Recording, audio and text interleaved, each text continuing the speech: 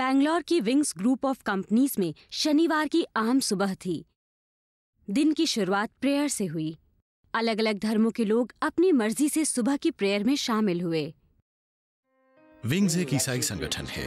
हम परमेश्वर की विश्वास पात्रता की चर्चा करते हैं।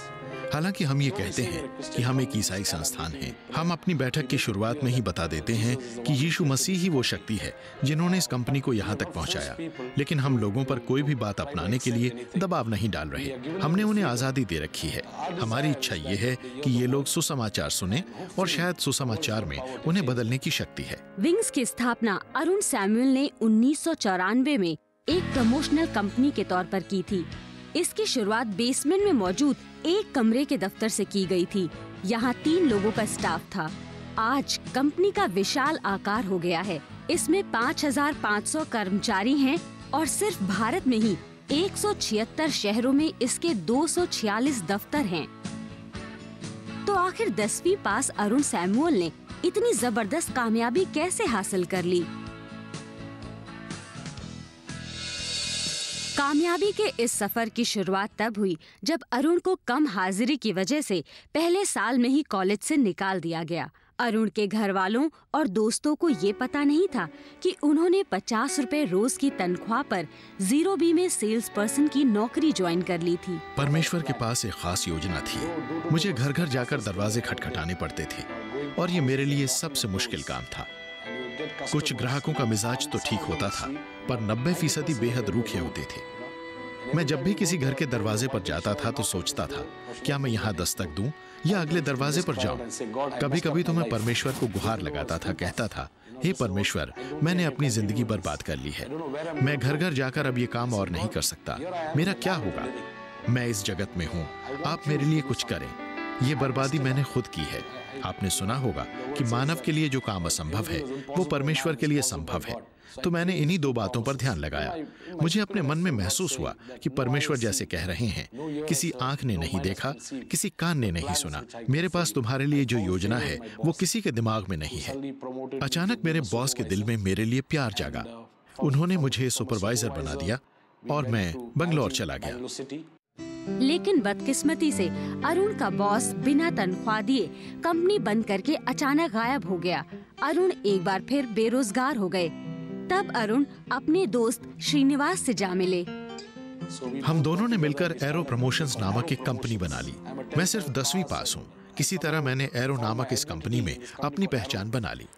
श्रीनिवास काफी हिम्मती और मुखर था। उधर मैं था कि चुपचाप काम करता रहता था। तो ये हिस्सेदारी एकदम बढ़िया थी। 10 साल के बाद इस साझेदारी में दरारें नजर आने लगी। 1994 में परमेश्वर ने अरुण से अपनी जिंदगी के सबसे मुश्किल फैसलों में से एक फैसला करने को कहा। मुझे एक सपना आया जिसमें अब्राहम और आइजैक थे।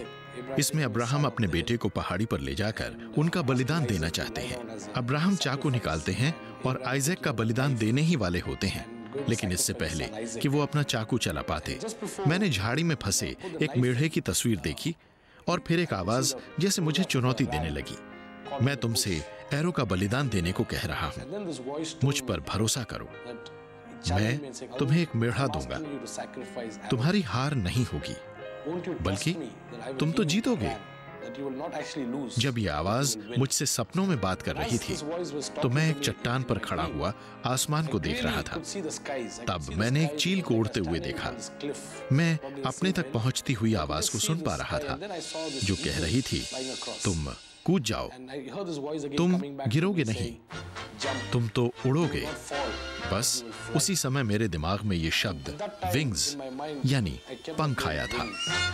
अलगाव बेहद कड़वाहट भरा रहा। अरुण को इस साझेदारी से कुछ भी हासिल नहीं हो पाया। उन्हें सिर्फ कुछ 1000 रुपए ही मिल पाए। लेकिन परमेश्वर ने अरुण की जिंदगी में चमत्कार शुरू कर दिए। मैंने प्रेयर करनी जारी रखी कि परमेश्वर, आप इस कंपनी के मालिक हैं। आज जब मैं पीछे मुड़कर देखता हूं तो यहाँ 5500 लोग काम करते नजर आते हैं। हमारे 176 दफ्तर हैं। हर महीने इतना ढेर सा काम है।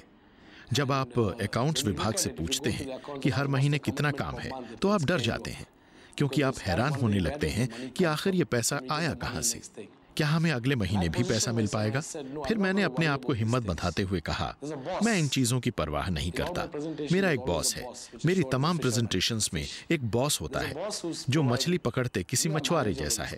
सारा कमाल तो उस बॉस का है। हम तो बस इस कंपनी के मैनेजर हैं। जिस दिन से मैंने विंग्स को शुरू किया तब से आज तक परमेश्वर की कृपा से हमें पैसे की कभी कोई दिक्कत नहीं हुई।